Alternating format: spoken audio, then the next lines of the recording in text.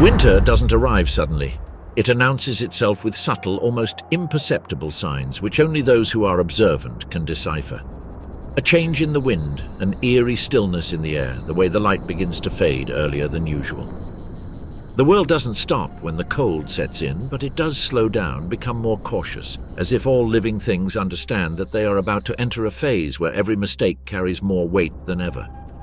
The landscape begins to harden. The earth loses elasticity, the watercourses slow their flow, and the sounds gradually fade. The snow doesn't yet cover everything, but it already threatens to do so. It accumulates in corners, clings to the shadows, lingers where the sun no longer shines brightly. It's not just a visual transformation, it's a warning. For those who live in these lands, winter is not just another season. It is a prolonged ordeal, a constant pressure that doesn't manifest as immediate violence, but rather as wear and tear. The cold doesn't attack head-on, it seeps in. It penetrates their bones, their habits, their smallest decisions. It forces them to change routines, to reduce their movements, to think of each step as if it were their last. The daylight grows shorter each day. The sun appears low, weak, and disappears quickly, leaving long hours of bluish twilight. In that uncertain interval, the world seems suspended, colors fade, contrast dominates. White begins to impose itself on the rest of the landscape, erasing landmarks, softening edges, concealing dangers and opportunities alike. When the snow finally falls decisively, it doesn't do so gently. Driven by the wind, it strikes from the side, swirls, and accumulates where least expected. It reduces visibility, disorients, and completely changes the way you move. What was once a clear path becomes an obstacle. What seemed like a safe route turns into a silent trap. The forest responds with its own sounds. The trees creak in the extreme cold, their trunks contracting and releasing tensions built up over months. Each crack echoes in the still air, a reminder that even the seemingly motionless is subject to the pressure of winter. Nothing is untouched. Animals adjust their behavior almost immediately. There is no time for trial and error. The body recognizes the change before the mind. The need to conserve energy becomes paramount. Unnecessary movements disappear. Rest becomes more frequent, but also more dangerous. Remaining still conserves heat, but reduces opportunities. The vast open expanses become hostile territories. The wind blows unimpeded, carrying the snow, hardening the surface, and punishing those who don't know how to use it to their advantage. In these spaces, exposure is constant. There are no clear refuges. Every movement involves accepting an immediate physical cost. In contrast, the interior of the forest offers relative protection. The trees break the wind, the snow accumulates differently, and the ground maintains a slightly more stable temperature. But this protection comes at a price. Visibility is reduced. Sounds become distorted. Danger may be just a few meters away without being detected. Life reorganizes itself. Prey shorten their ranges and seek familiar areas, where the terrain has already been tested and the risks are predictable. Predators, on the other hand, broaden their focus. They observe more, move less, and wait. Winter doesn't favor speed, it favors precision. Hunger sets in early. Although reserves remain, the body knows they won't last forever. Every calorie counts. The balance between expending energy to obtain food and conserving it to avoid weakness is delicate. Too much caution leads to starvation. Too much boldness accelerates depletion. The snow-covered landscape becomes an unintentional record of activity. Every footprint is clearly marked. Every path reveals weight, direction, speed. The snow tells recent stories. But they also quickly disappear when the wind blows again. Knowing how to read that ephemeral language is a crucial advantage. Night brings a sharp drop in temperature. The cold becomes more intense, drier, more penetrating. Breathing becomes visible. The air burns as it enters and numbs as it leaves. During these hours, movement involves an additional risk. Many choose to remain motionless, huddled together, minimizing heat loss. Others take advantage of the darkness. The lack of light conceals movements, allows for silent approaches, and hides intentions. But the night also amplifies sounds. A misstep, an unnecessary creak, can betray a presence and change the course of an entire day. Winter makes no distinction between strength and weakness. It affects everyone equally, though not in the same way. Some bodies are built to withstand it. Dense fur, layers of accumulated fat, behaviors honed over generations. Others rely more on strategy than physical endurance. All, without exception, must adapt. As the days go by, the snow compacts. It ceases to be soft and treacherous, becoming a hard, uneven surface, sometimes firm, sometimes deceptive. One step can easily support your weight, while the next sinks to your knees. Constant vigilance is essential. Overconfidence comes at a high price. In this environment, time takes on a different dimension. Days aren't measured in hours, but in opportunities.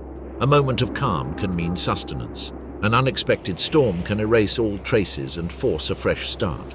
Predictability vanishes.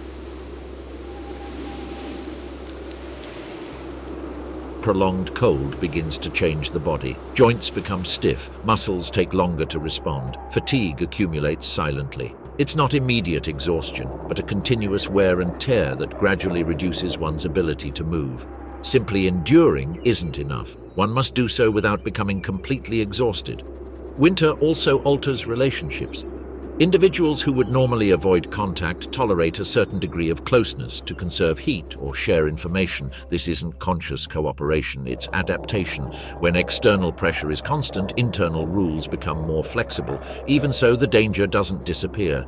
Every encounter involves evaluation. Every approach is measured. Scarcity increases the tension. One person's mistake can become another's opportunity.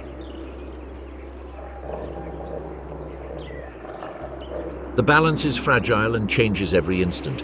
The world, blanketed in white, appears motionless from a distance. But beneath this semblance of stillness, life stirs, calculates, waits.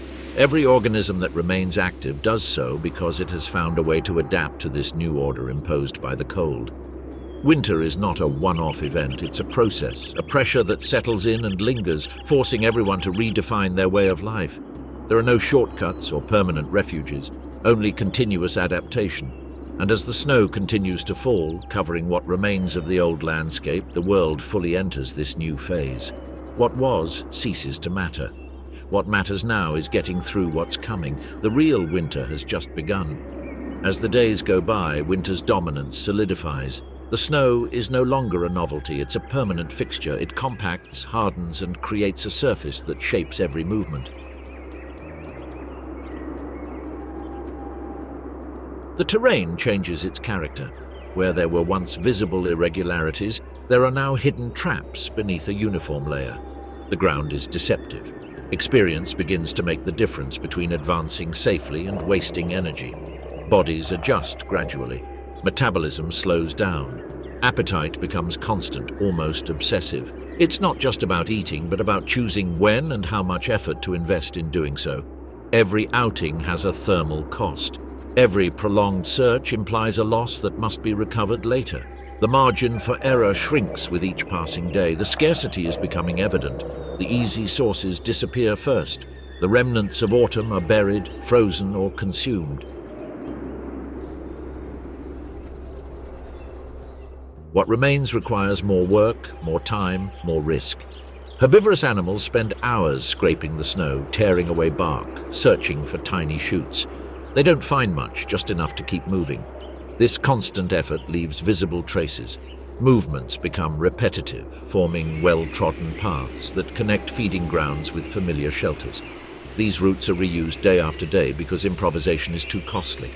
However, this predictability also implies exposure. What is repeated becomes detectable. Predators patiently observe these patterns. They don't need to chase aimlessly. They learn the schedules, the distances, the weak points. Winter doesn't favor explosive speed, it favors endurance and anticipation. Hunting becomes a game of attrition. Deep snow favors those who know how to move in it. Wide hooves, well-distributed weight, controlled movements. Others sink, slow down, and tire more quickly. That difference becomes crucial when a chase lasts longer than expected. Fatigue sets in first for those unaccustomed to the terrain. Extreme cold affects even the senses. The sense of smell becomes less reliable when the air is too dry. Sounds travel differently, bouncing off hard surfaces and becoming distorted. Sight is confronted with a monochromatic landscape where contrast is minimal. Detecting movement requires absolute focus. The night grows longer and with it the risk. Temperatures plummet and any mistake is punished with muscle stiffness, clumsiness or immobility. Many animals choose makeshift shelters, cavities under roots, hollows between rocks, areas where snow acts as natural insulation. These are not comfortable places, but they reduce direct exposure to the wind. In those shelters, time seems to stand still. The body enters a state of conservation. Breathing slows, the pulse drops. It's not deep sleep, it's waiting. Every awakening involves expenditure, so it's avoided without a clear reason. Winter teaches us to remain still when there's no immediate benefit. Others, however, cannot afford such stillness. Active hunters must move even in the worst conditions. Hunger doesn't wait. Strategy becomes more important than strength. Choosing the right moment, the shortest route, the most vulnerable prey. The hierarchy within some groups becomes more rigid. Access to food defines the order. There is no room for prolonged disputes. The rules are clear and enforced quickly. Cohesion arises not from affection, but from necessity. Separation means losing protection and efficiency. The snow continues to accumulate and the landscape becomes visually simpler, but more complex in terms of survival. Every element of the environment serves a different purpose. A fallen log can be an obstacle or a refuge. A slope can facilitate progress or cause a dangerous fall. Reading the terrain becomes constant. Storms appear without warning. The wind intensifies, whipping up accumulated snow and hurling it horizontally. Visibility drops to just a few meters. In these conditions, moving is risky. Many choose to stop and wait, even knowing that the cold will continue to advance. When the storm passes, the world appears transformed. Footprints erased, paths altered, landmarks vanished. It's like starting over in familiar but changed territory. Memory helps, but it guarantees nothing. Each day requires recalibrating decisions. The body begins to show signs of wear and tear. Small wounds take longer to heal. Energy takes longer to recover. The margin for error becomes minimal. Survival is not just about avoiding immediate death. It's about holding on day after day without reaching a point of no return. Interactions between species intensify, not because there are more encounters, but because each encounter is more significant. A weakened prey represents a crucial opportunity. An injured predator is a reduced threat, but also one less competitor. Even the most experienced animals face limits. Winter isn't conquered, it's resisted. There is no final victory, only continuity. Each day overcome is a silent achievement. Silence prevails most of the time. It's not an absence of life, but rather restraint. Sound attracts unnecessary attention. Excessive movement betrays presence. Winter rewards discretion. Beneath the surface, life takes other forms. Small animals take advantage of the space between the soil and the snow to move around, protected. There, the temperature is more stable. This hidden world sustains a large part of the food chain, even though it is rarely seen. A constant tension develops beneath that invisible layer. Predators listen. Prey avoid moving too much. Everything happens just inches above the ground, out of sight, but not out of danger. Winter marches on relentlessly. It neither speeds up nor stops. It imposes its rhythm and forces everyone to adapt to it. There are no exceptions. Only those who manage to adjust survive. And as the cold deepens and the light fades, the struggle becomes less obvious. There are no more grand movements or visible confrontations. The real battle takes place within each body, in the management of energy, in the choice of each step. The season continues its course. The worst is yet to come. Winter reaches a point where it stops moving forward and simply remains. There is no visible worsening, but neither is there any relief. The temperature remains consistently low. The snow doesn't melt, and the wind continues to sweep across the landscape like an unavoidable presence. This deceptive stability is for many the most difficult phase. The body can no longer rely on the adrenaline rush of change or the expectation of imminent improvement. Now everything depends on accumulated endurance. Reserves dwindle. Even the best prepared individuals begin to feel the strain. Fat accumulated over months is gradually consumed. Muscles lose mass and recovery slows. Each day demands the same effort as the last, but with fewer resources available. The margin for error narrows. Travel is reduced even further, not for lack of will, but because every movement must justify its cost. Many opt for minimal, almost circular routes between familiar shelters and places where food is still available. The territory shrinks. What was once a vast space is now reduced to a few critical kilometers. In this scenario, memory becomes a vital tool. Remembering where the wind usually sweeps the snow away, where the sun beats down most intensely, where the ground offers a firmer layer. The experience accumulated during previous winters makes all the difference. It's not about improvising, but about repeating what worked. The silence is almost absolute. There are no insects, no leaves, no freely flowing water. Every sound stands out dramatically. A miscalculated step, an unnecessary rustle can betray a presence hundreds of meters away. Discretion ceases to be a strategy and becomes a basic condition for survival. The most weakened prey begin to show obvious signs: slower movements, prolonged pauses, delayed reactions. They aren't always aware of their condition, but their surroundings certainly are. Every sign of weakness becomes information available to those who know how to observe. Predators, far from increasing their activity, are becoming even more selective.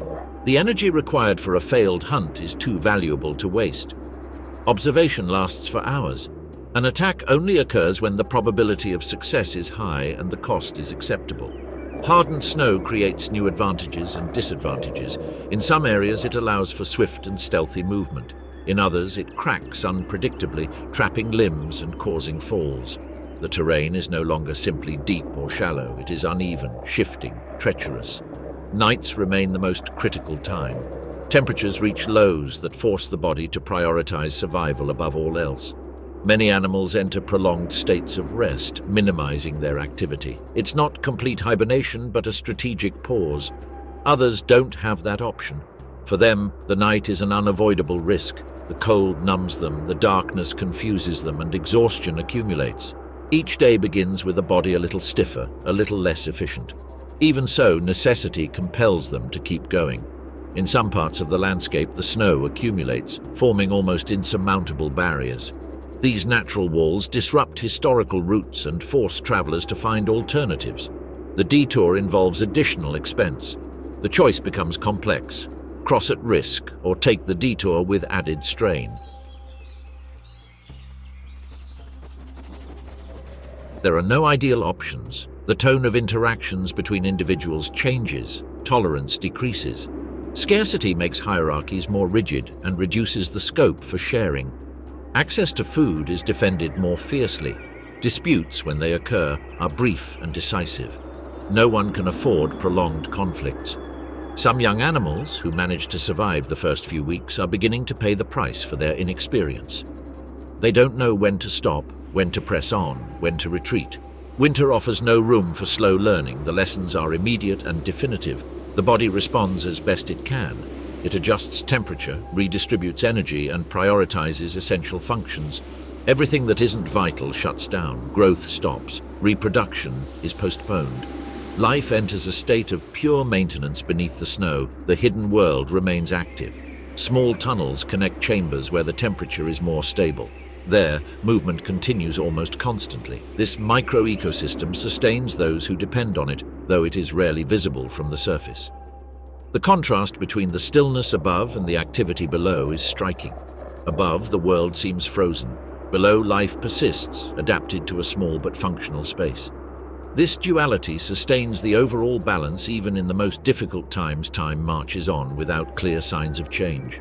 There is no obvious turning point. Light remains scarce, the cold constant. For those living through this process, the uncertainty is an added burden. Not knowing how much longer it will last forces them to manage resources with extreme caution. Some individuals reach a silent limit. They don't die immediately, but they can no longer recover. The accumulated wear and tear exceeds any possible energy input. Their presence becomes slower, more erratic. The environment detects this vulnerability before they do themselves. Others, however, display remarkable resilience, not because they are stronger, but because they have managed to balance expenditure and recovery almost perfectly. Their movements are minimal but effective. Their behavior is predictable, stable, and efficient. Winter has honed their behavior to the point of precision. The snow reflects the moonlight, creating an almost surreal landscape. On these clear nights, visibility increases, but so does exposure. Some take advantage of the opportunity to move around. Others prefer the twilight. Each choice carries a different risk. Winter doesn't express itself with drama. There are no grand events, no sudden changes. Its effect is cumulative. Each day adds pressure. Each decision weighs a little more. Survival becomes a prolonged equation where the outcome depends on hundreds of small, correct choices. And so, at this point of maximum stability and maximum wear and tear, the world remains in precarious equilibrium. Nothing improves, nothing clearly worsens. It simply continues. Winter is still there, firm, silent, demanding the same as always. Constant adaptation, absolute attention, and sustained resistance. The heart of winter doesn't arrive with a sudden blow, but with a sense of permanence. The cold ceases to be a growing threat and becomes a fixed, unmoving state. There's no expectation of immediate worsening, but neither are there any clear signs of relief. This forced stability is, for many, the most dangerous phase. The body can no longer rely on the urgency of change or the near-term hope of improvement. Now everything depends on how much it has managed to conserve. The snow covers the land like a permanent blanket. It no longer shifts easily, no longer disappears with a light breeze. It has compacted into layers that bear weight in some places and betray it in others. Walking becomes an exercise in constantly reading the terrain. Every step demands attention. The memory of the previous ground is no longer entirely useful. The familiar landscape has been rewritten. Movement is reduced to the bare minimum. Many animals confine their world to a few repeated, almost ritualistic routes that connect shelters, feeding grounds, and resting areas. Leaving this circuit involves risk. Exploration ceases to be a viable option. Winter punishes curiosity and rewards predictability. Hunger is no longer a future threat, it's a daily presence. It doesn't manifest as an extreme urgency, but as a constant lack. The body learns to function with less. Muscles lose volume, maximum strength decreases. Speed is no longer the priority. Efficiency replaces power.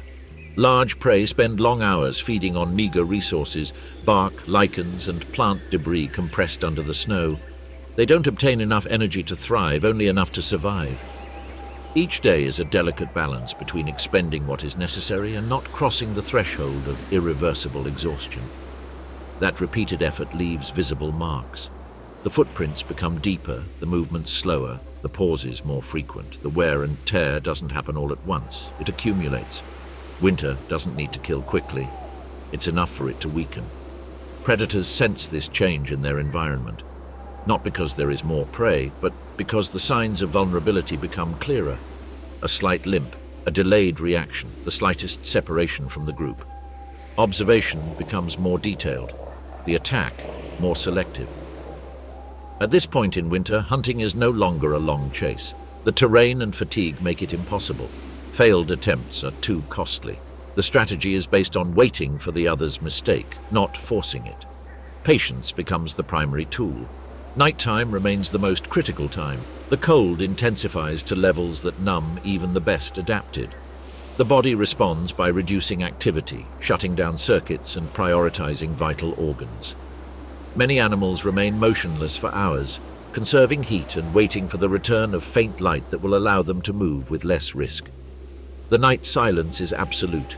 There are no insects, no flowing water, no rustling leaves.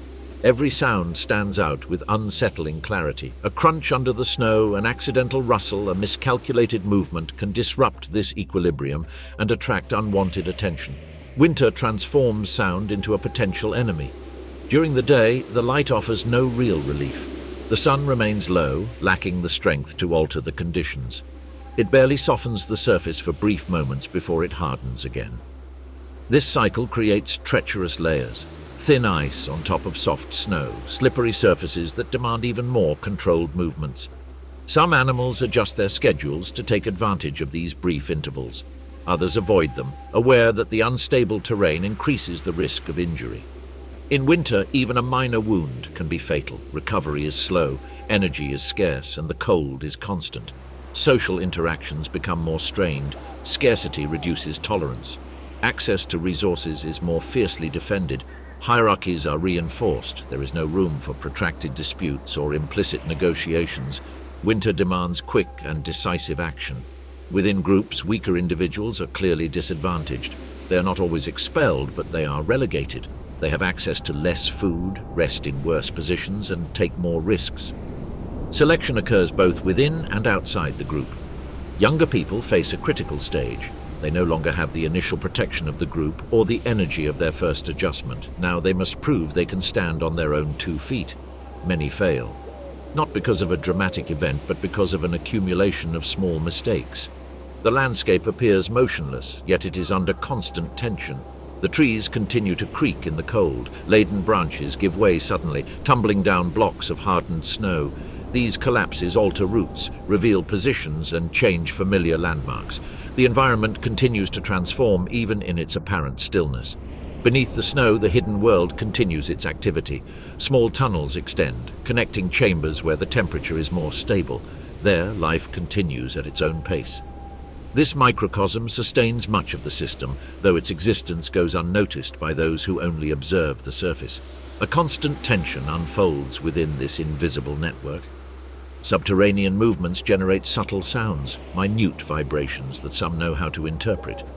Hunting and fleeing don't always happen in plain sight. Many decisions are made based on signs that are rarely consciously perceived. Prolonged winter affects even the most basic behaviors. Play disappears, exploration diminishes, creativity is limited. Everything becomes geared towards survival. The world becomes functional, austere, precise. There is no room for the superfluous. As the weeks go by, the strain reaches a critical point. Some individuals cross an invisible threshold. They can still move, they can still react, but they can no longer fully recover. Each day brings them a little closer to the limit. There are no obvious signs from the outside, but the process is irreversible. Others, however, show remarkable adaptation. They stand out not for their strength or size, but for their consistency. Their routines are stable, their decisions coherent. Winter has honed their behavior until it's almost automatic. They expend only what's necessary, move only when required, and wait when it's opportune. The moon illuminates the hardened snow with a cold glow.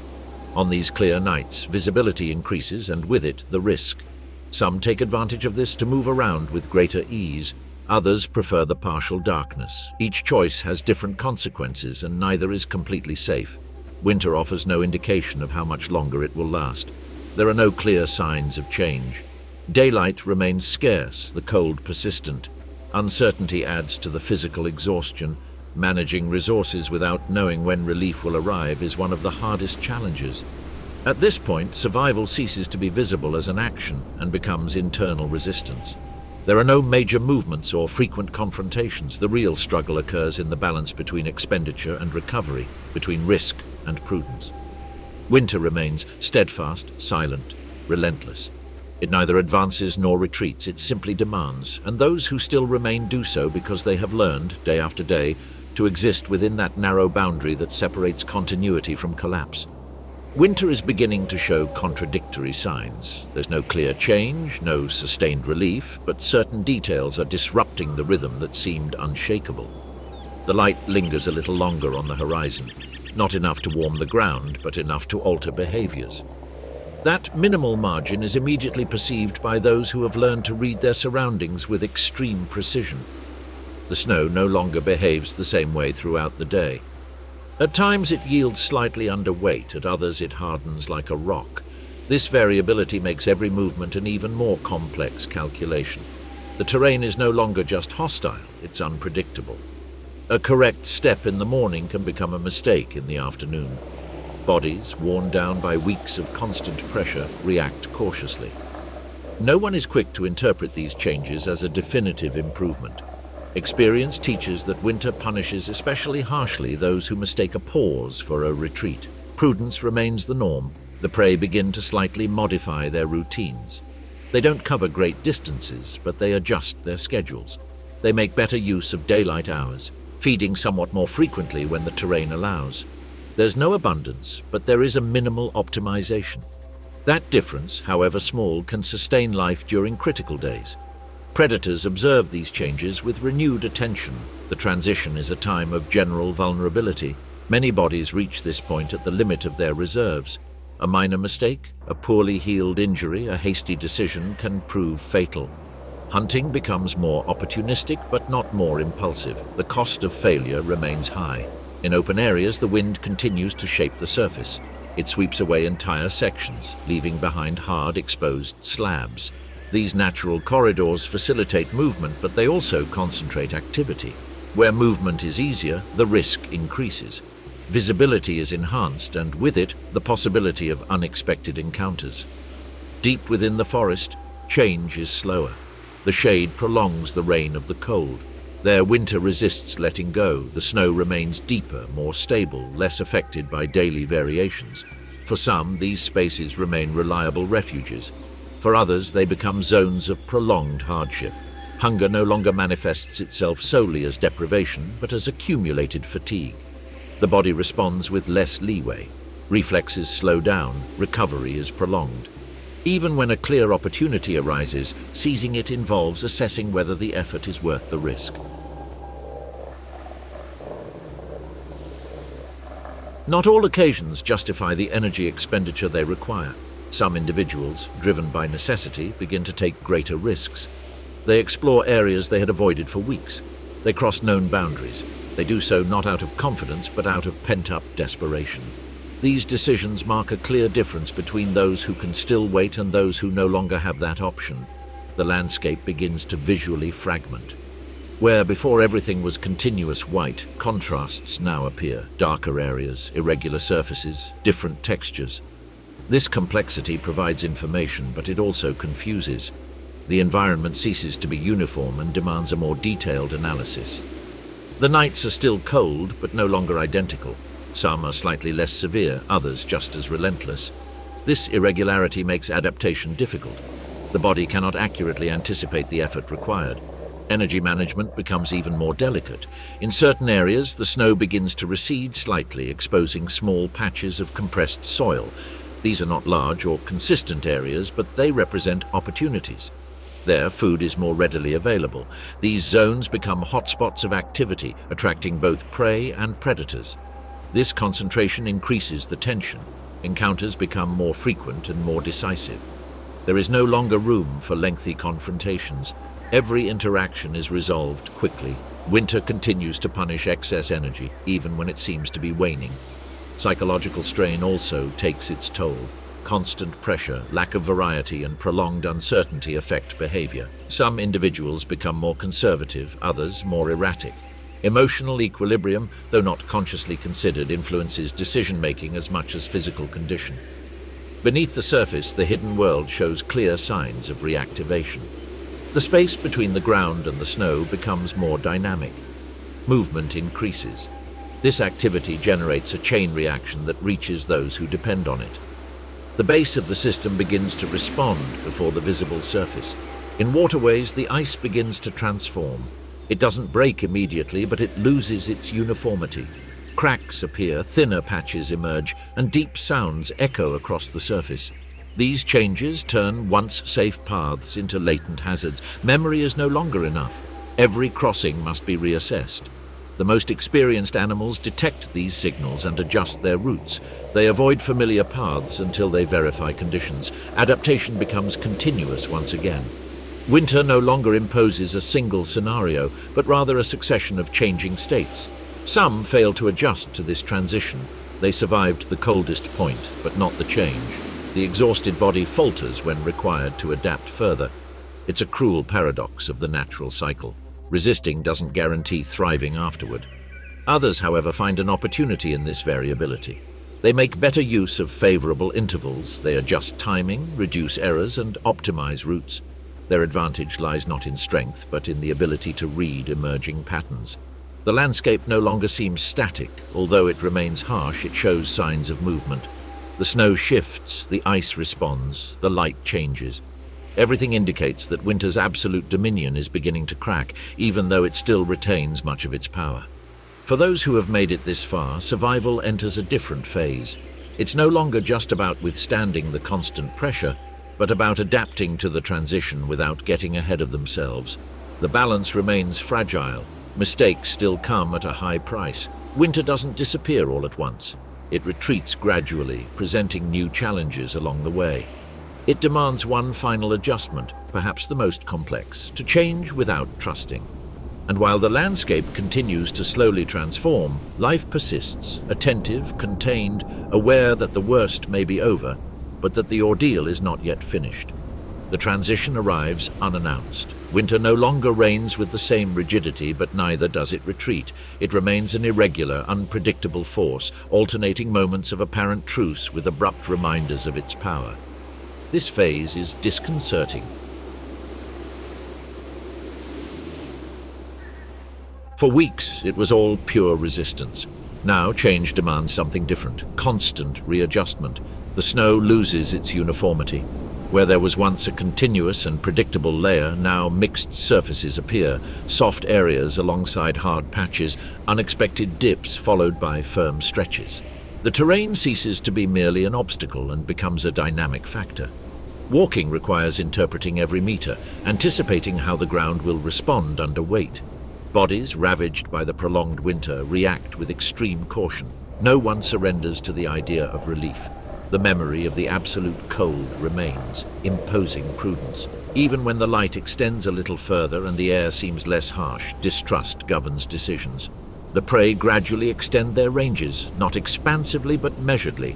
A few meters more each day, an additional clearing, a trail that had been abandoned for weeks. These explorations aren't in search of immediate abundance, they're in search of information. Knowing what has changed is as important as finding food. This additional movement involves risk. The accumulated wear and tear remains. Reserves haven't been replenished. Every territorial expansion requires calculating whether the potential benefit outweighs the energy invested. Some organizations can no longer afford mistakes. For them, this stage is as perilous as the heart of winter. Predators clearly perceive this incipient expansion. The dispersal of prey disrupts established patterns, but also exposes new vulnerabilities. Tired, poorly recovered individuals venture out prematurely. Observation intensifies. The attack, when it occurs, remains brief and decisive. The hunt at this stage takes on a different character. It's no longer just about surviving until the next day, but about regaining fitness. Efficiency remains key, but the objective begins to shift. Simply staying alive is no longer enough. One must prepare for what comes next. The landscape begins to show subtle signs of transformation. Small areas where the snow recedes reveal the dark earth beneath. This isn't new vegetation, but compressed remnants, surfaces that absorb more light. These spots become centers of activity, not because they offer abundance, but because they represent possibility. The concentration of people around these spaces increases tension. Interactions become more frequent, more complex. They are no longer dictated solely by extreme scarcity, but by emerging competition. Winter had simplified relationships. Its partial withdrawal complicates them again. The nights are still cold, but less uniform. Some offer a brief respite, others fall with the same harshness as before. This variability disrupts routines. The body, accustomed to a constant pattern, must readjust. Sleeping, moving, and eating require continuous readjustments. The ice on rivers and lakes enters a critical phase. It is no longer a reliable surface. From below, the water begins to weaken it. From above, the sun makes it uneven. What for weeks was a safe passage can now give way without warning. Crossings are narrowed, assessed with extreme caution, or abandoned altogether. This change alters entire territories. Areas that were once connected become isolated. Others, which had remained separate, begin to connect in new ways. The mental map built during the winter loses its validity. Relearning becomes essential. The accumulated wear and tear remains the decisive factor. Many individuals who manage to get through the coldest period don't make it past this stage, not because conditions worsen, but because the body simply can't cope anymore. Minor injuries become aggravated, fatigue becomes chronic. The system fails when it's required to adapt further. Others, however, show a slow but noticeable recovery. Movements become more fluid, posture straightens, attention remains high, but the body responds better. It's not renewed strength, it's restored functionality. The difference is subtle but decisive. The underground world is clearly increasing its activity. Tunnels are expanding and movement is intensifying. This invisible life is driving the system from below. It's an early sign that the cycle is beginning to turn, even though the cold still prevails on the surface. With this increased activity come new opportunities, but also new risks. The sounds beneath the snow multiply. The vibrations are confusing. Correctly interpreting what's happening beneath the surface becomes more complex. The environment demands renewed attention. The light, though still weak, alters internal rhythms. Periods of activity lengthen. Rest becomes fragmented. The body, which had learned to conserve energy during long periods of immobility, must find a new equilibrium. This readjustment is not immediate. During this process, vulnerability increases. Some people make mistakes by being overly cautious. They confuse change with security. They move more than is advisable, expend energy prematurely, and expose themselves at inappropriate times. Winter punishes these errors even in retreat. It does not forgive impatience. Others remain cautious. They observe more than they act. They adjust gradually, consolidating each advance before attempting the next. For them, the transition becomes a real opportunity, not a trap. The landscape no longer seems static. The snow shifts, the ice responds, the air changes. Everything moves, albeit slowly. Complexity returns. With it, the need for finer, more frequent, riskier decisions. Winter has left a deep mark. Even as it recedes, its effects linger. The acquired behaviors don't disappear immediately. Caution, economy of movement, and constant vigilance continue to dominate. This phase is not an ending. It's a threshold. The life that has reached this point enters new territory, shaped by months of pressure. There are no guarantees of success, only the possibility of adapting once again. And while the cold loses its grip unevenly, the world unknowingly prepares for the next turn in the cycle. Winter's ordeal is not yet over. It has merely changed form.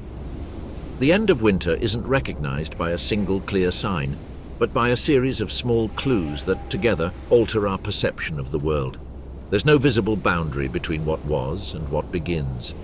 The cold remains, snow still dominates large areas of the landscape, but the constant pressure that defined each day begins to dissipate. It doesn't disappear, it transforms. Light slowly but steadily gains ground. It doesn't bring immediate warmth, but it alters internal rhythms. The body perceives this change before understanding it. Periods of activity lengthen, pauses shorten, and immobility ceases to be the only viable strategy. The world, which for months demanded absolute restraint, begins to allow movement. The terrain reflects this transition. The snow no longer behaves the same way. It recedes in some areas, remains firm in others, softens during the day, and becomes treacherous at nightfall. Each day presents a different scenario. The adaptation, far from ending, enters one of its most demanding phases, learning to navigate the instability. The bodies that arrive here are marked. There is no immediate recovery. Every muscle carries the accumulated wear and tear. Every joint remembers the extreme cold. However, functionality begins to prevail over mere endurance. The goal is no longer just to conserve heat, but to seize the opportunities that begin to arise.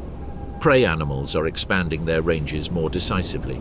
They aren't returning all at once to large territories, but they are exploring more frequently. Where there was once an insurmountable barrier, there is now an opportunity.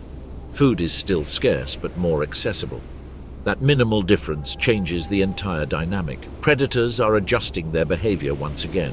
Hunting is no longer solely a matter of immediate survival, but is now geared towards regaining fitness. Winter narrowed margins, refined behaviors, and eliminated excesses.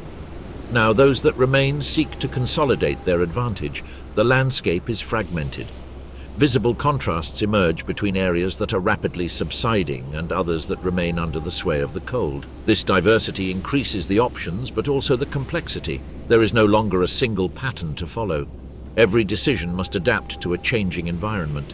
In some places, the snow recedes enough to expose the ground. It's not abundant, but it's a sign.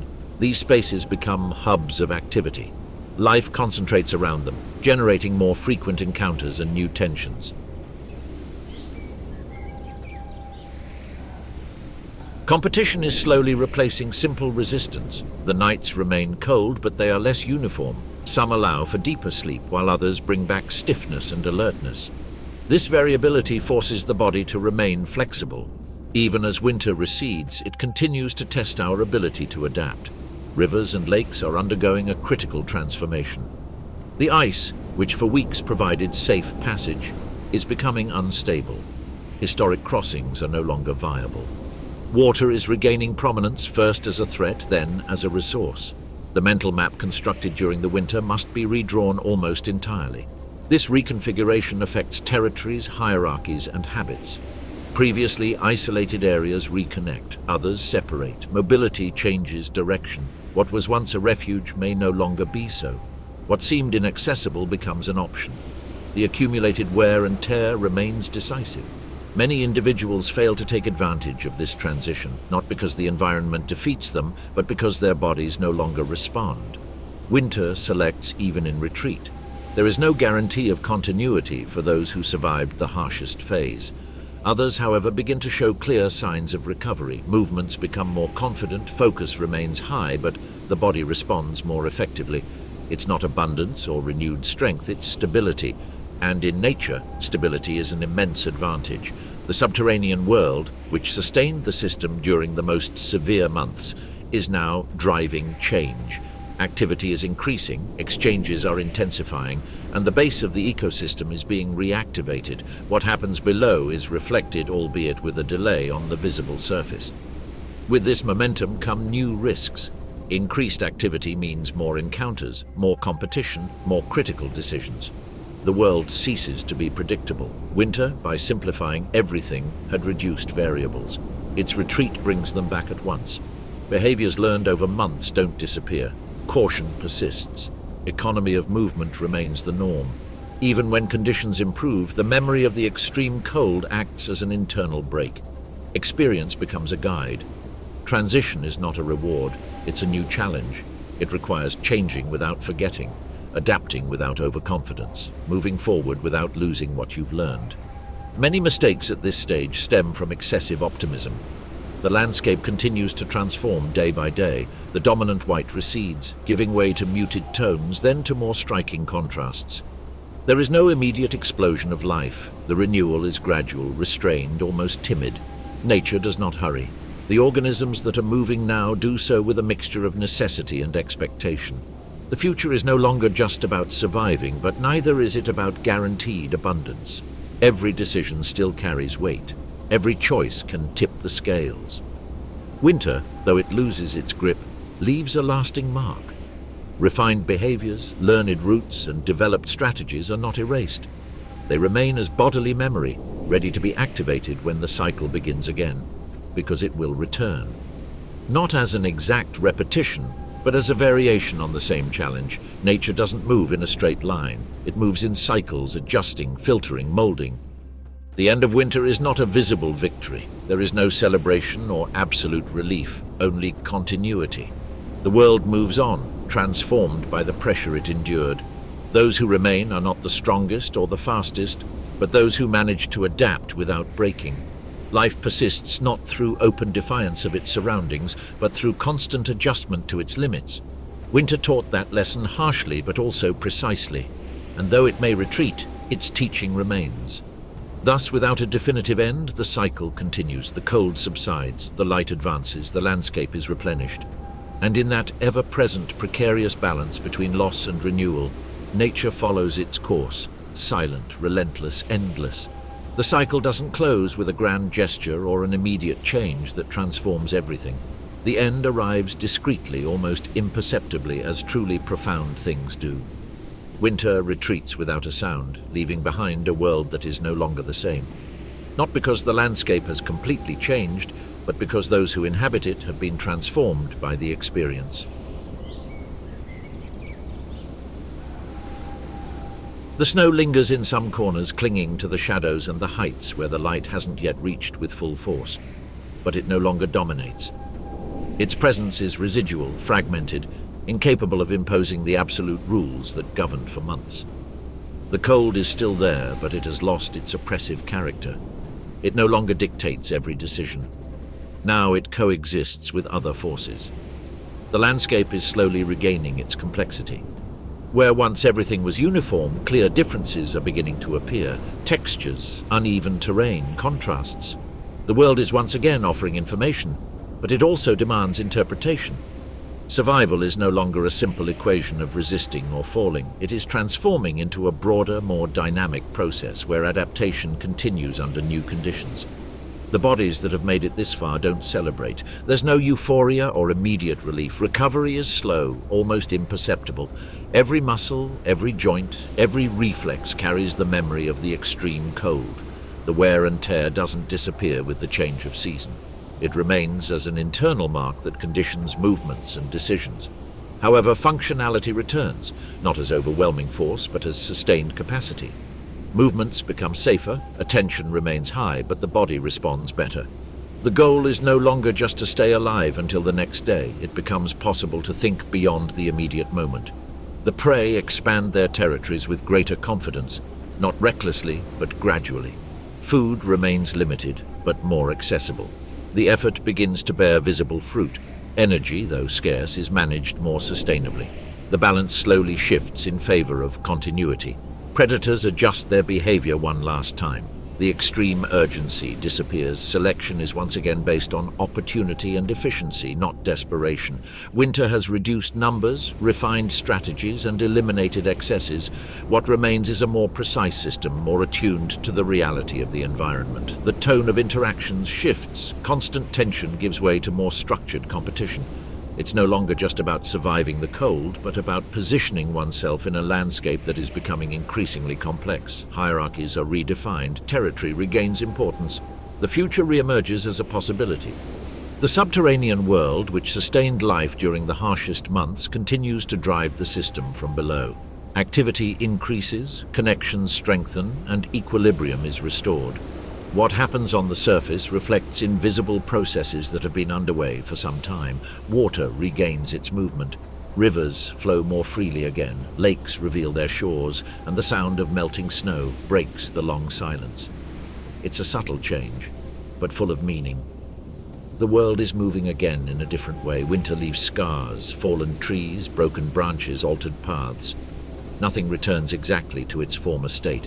Each cycle modifies the landscape, rewrites it.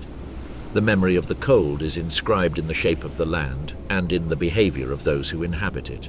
The youngest survivors didn't survive by chance. They learned quickly, under pressure. Their bodies and behaviors were shaped prematurely.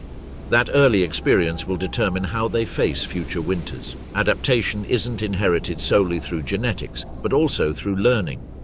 Many didn't reach this point. There are no visible traces of them, but their absence is part of the balance achieved. Winter doesn't discriminate or punish intentionally. It simply acts as a filter. It reduces, selects, redefines. The world that emerges afterward is not kinder. It is simply different. It presents new opportunities, but also new risks. Abundance is neither immediate nor uniform. Competition intensifies once again. Life does not stabilize, it merely shifts its challenges. The memory of winter lingers as a silent warning. Even as conditions improve, the wisdom learned continues to guide decisions. Experience becomes an advantage, overconfidence a danger. There is no definitive end. The cycle doesn't close, it continues. Winter leaves, but it will return. Not in the same way, not with the same effects, but with the same purpose. Remember that survival is not a permanent state, but a continuous process of adjustment. Nature offers no rewards for resilience. There are no guarantees of future prosperity, only the possibility of continued adaptation. That is the only constant. And so, without ceremony or clear conclusions, the world moves on, transformed, refined, marked by what it has endured. Life persists not by defying its surroundings, but by learning to exist within its limits. Winter fulfilled its purpose, not as an enemy, but as a regulating force. What remains is a new equilibrium, fragile, always provisional. The cycle continues.